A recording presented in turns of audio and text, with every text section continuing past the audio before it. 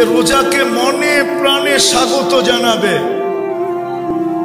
আর মনে প্রাণে ভালোবাসার মাধ্যমে রোজা উদযাপন করবে, রোজা ওকে জান্নাতে নিয়ে ছাড়বে। এরকম আরো শত জিনিস আছে যে সম্পর্কগুলা অটুট। আমি এটা বলবো না আপনাদেরকে যে সবগুলার সাথে আপনি সম্পর্ক জোড়েন, পারলে তো ভালো কথা, কিন্তু একটা মানুষের পক্ষে সম্ভব হয় না যে সবার সাথে সবগুলার সাথে সম্পর্ক জড়বে, এরকম হয় না। কিন্তু এমন যেন না হয় যে আমার একটার সাথেও সম্পর্ক নেই, এটা যেন না হয়। আপনি একটার সাথে সম্পর্ক জোড়েন,